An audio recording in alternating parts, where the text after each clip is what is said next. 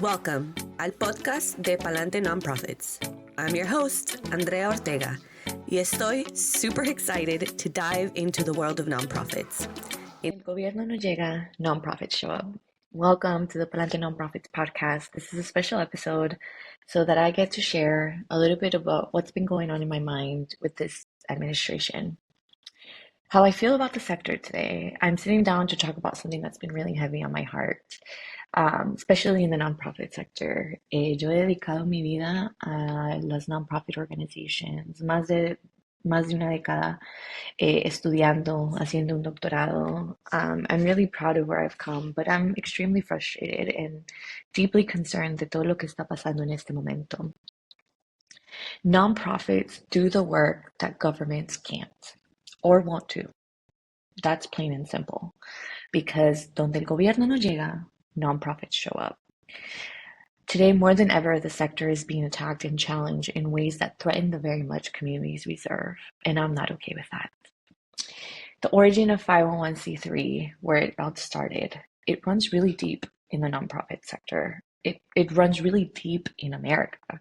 Okay, those roots have been here since World War One, where Congress passed the Revenue Act, and it allowed Americans to deduct charitable donations from their taxes back in 1917. A call to citizens to step up where the government resources were stretched. It wasn't until 1954 that the 501c3 category was formally created. Y se creó, como se conoce en este momento, el 501c3 tax-exempt status into the Internal Revenue Code. This law defined that charitable organizations clearly and granted them the tax-exempt status so they could channel all of their dollar into the missions instead of paying taxes. Y la idea era simple. If we serve the public good, you shouldn't be penalized. Nonprofit became a bridge between citizens and the government limitations.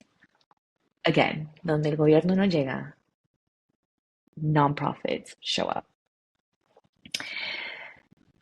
Let's be real, government programs are often built from a bird's eye view, right? The United States has 50 states, several territories, and a budget like no other. But every community is different. How can the federal government possibly know lo que está pasando en las comunidades de Orlando, en las comunidades de Miami, en los rural areas del estado de la Florida, de Texas, de California? How could the government possibly know that? Because what works in rural Texas doesn't work in East Los Angeles, in Central Florida, from Orange County to Osceola County. I live in Orlando, for those of you who don't know.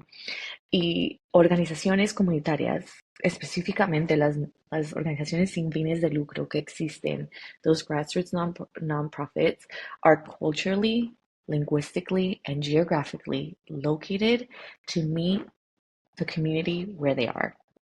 We help fill the gaps that governments can't see, and sometimes, honestly, choose not to look. Entonces, por eso lo que está pasando con la administración en este momento, to be specific, the Trump administration, I'm very hurt that our sector is being attacked. Yes, there are people who give this sector a bad name. Absolutely everything has bad apples, okay? But the reality is que existen más de 1.8 millones de organizaciones sin fines de lucro en Estados Unidos. Porque todas ellas que hacen trabajo tan bueno en esas comunidades tienen que pagar for those few bad apples, okay? And, para alguien que ha dedicado la vida a compliance, que me considero un donante muy responsable, me duele mucho que organizaciones en este momento que already suffer de no tener muchos resources, tienen que vivir todos los días pensando qué va a pasar con esta administración. Eh, lo que acaba de pasar, AmeriCorps es algo muy grave. AmeriCorps, which is a national service program that connects volunteers to communities in needs, was hit with a devastating 41% budget cut. That's $400 million gone. 32,000 volunteers and 1,000 organizations that receive direct work from AmeriCorps has been impacted. Y El nonprofit sector already pays below a living wage. Minimum wage, sure. Pero tenemos en este sector un problema de que trabajamos con scarcity mindset, not with abundance mindset. Y una de mis mejores amigas y personas que admiro mucho, Ashley Rivera Mercado, she is the founder and CEO of Mujeres Marketing. We spend our times discussing about how we need to live in an abundancy mindset. Y ese es un problema que yo tengo with the current administration. They are fear mongering and, you know, choosing to use this scarcity mindset to change the views of Americans. We are an abundant country. There is room for all of us here. When we talk about immigrants, I am an immigrant. I came de mis papás fully sponsored. We went through all of the channels, but I'm privileged and I identify with that.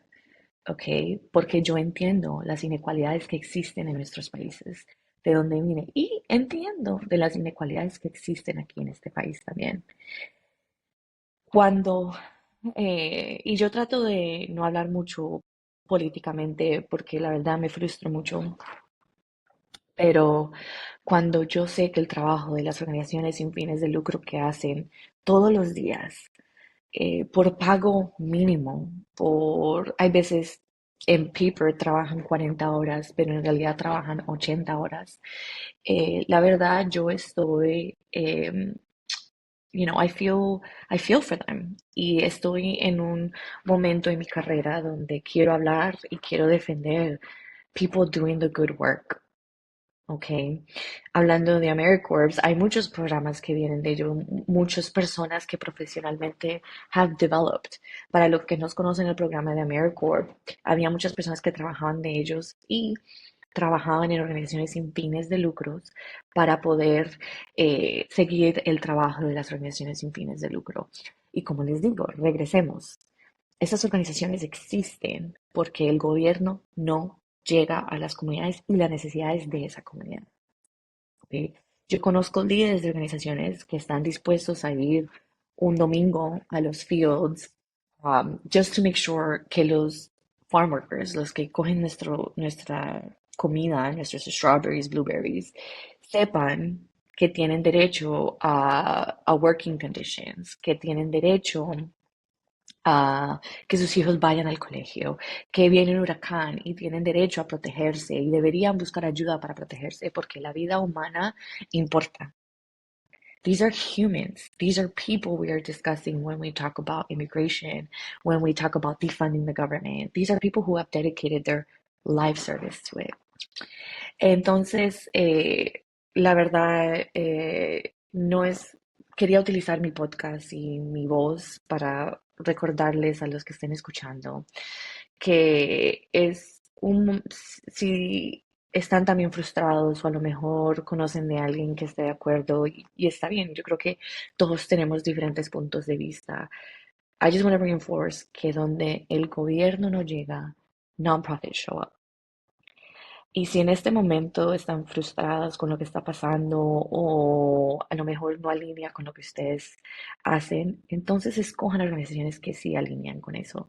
Align with nonprofits who do the work that you are motivated and passionate about and donate to them. Now more than ever, we need to put our money where our beliefs are, where our values are, and remember to come from a place of abundance. Yo soy una persona que creo mucho en el sector de las organizaciones sin fines de lucros because it's not just a side gig, it's not just something that we're passionate. We are a driving force in the US economy. In 2022, nonprofits contributed 1.5 trillion to the economy.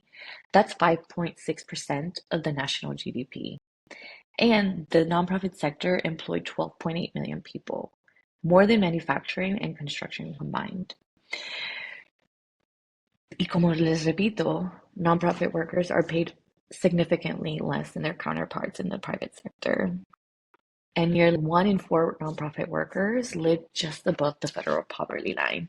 So imagínate, nonprofit workers who often sometimes help the even more underrepresented and underprivileged get access to benefits, healthcare, food, security. Like they're also living right at the line between living paycheck to paycheck. And we serve the most vulnerable. At the end of the day, you know, I have a lot of bones to pick with people who, well, there's a lot of people who take advantage of the benefits of the food stamps and all the system, but I challenge you to come from a place of abundance.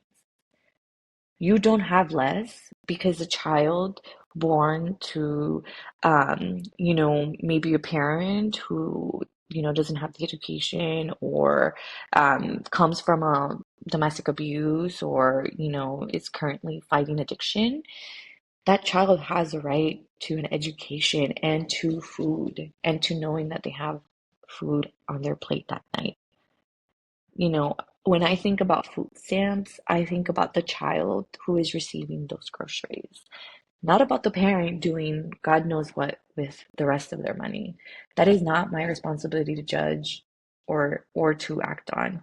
And nonprofits who serve, either that child through tutoring, through mentoring, through showing up at the school and having someone that they can count on is should be looked at from a place of abundance. I have a roof over my head. Um, Maybe I couldn't pay my bills this week, but it's not because someone else has more. There is enough abundance in this country that we should be able to feed all of our children. We serve the uninsured, the undocumented, the unhoused. We feed families when government programs fall short. Yes, that includes school lunches.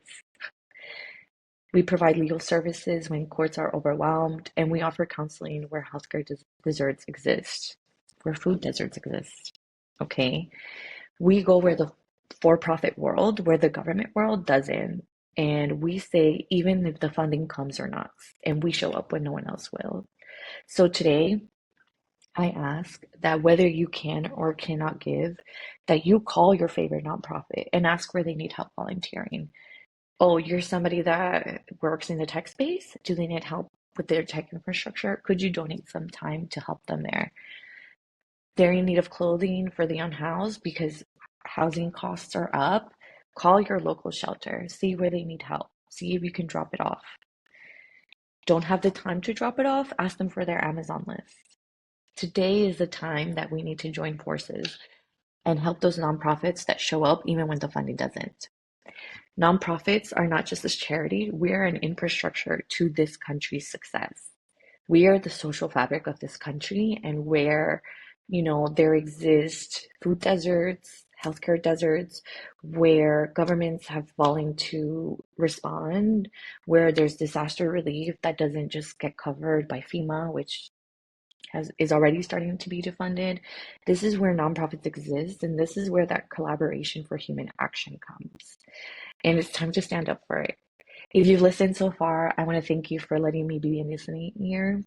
I work really, really hard to work with my small grassroots nonprofits around ways that I can help create sustainable revenue for them. Y me duele mucho que estén afectadas mucho por the lack of federal funding, por, cómo se le está quitando en este momento funding opportunities and even support opportunities, como vimos con AmeriCorps. And we need nonprofits now more than ever, not just because they do good, but because they are good and they represent that we have enough. There is a place, there is abundance in this country, there is abundance in our hearts. And when we get involved, when we give and we advocate and volunteer, we become the bridge to build better futures. Gracias for your time. Y siempre, siempre, pa'lante nonprofits.